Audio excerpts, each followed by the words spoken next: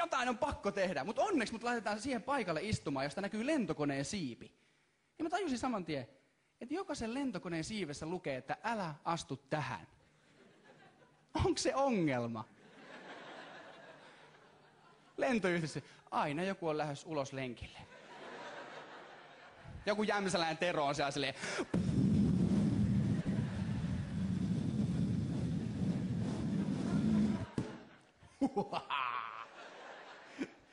Sitten meille jättiin onneksi suomalaiset sanomalehdet, se viimeinen pätkä, eli Peking-Helsinki-pätkällä. Suomalaiset sanomalehdet, ja siellä oli semmoinen otsikko, jossa sanottiin, että Finnair poisti matkustajan lomalennoltansa. Mihin? Kuka on ollut niin käännellistä, kapteeni on tullut silleen, Jari, ulos.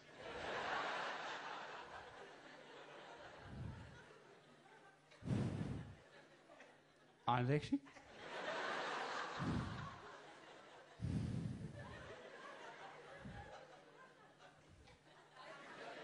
Olemme erittäin hyvin korkealla täällä.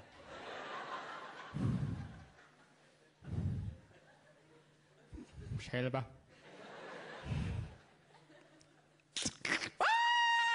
Kapteeni huutaa perävää, älä kaastu siihen sikivälle, saatana! Sen lehden pääotsikko oli Valion myrkkymaito. Joku muistaa tämän varmasti keväältä. Valion myrkkymaito. Näin isolla luki. Valion myrkkymaito! Ja seuraavan päivän lehdessä oli silleen, ei kun se oli vaan yksi purkki. Pointti oli se, että joku oli bensaa käsissä, ottanut maitopurkista kiinni ja kaatanut siitä suoraan kurkkuun. Ja sitten se oli saanut jonkun minor-myrkytyksen. Ja se uutisoitiin silleen, polttakaa lehmät!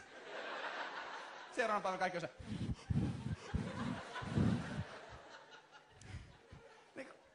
Mulla tuli mieleen sitä otsikosta, että se Nokian vesimestari on saanut uuden työpaikan. Silleen vaan vittu sujuu. Se on päässyt Valiolle töihin ja se on siellä... Vittu!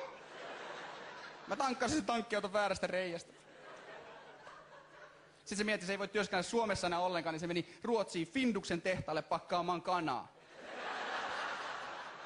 Se oli siellä särkynyt lasi kädessä silleen.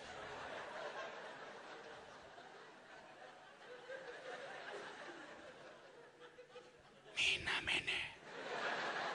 Nää menee Suomeen. Vittu!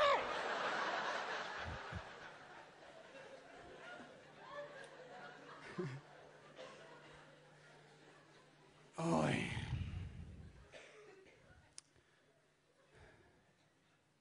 Monenmoista.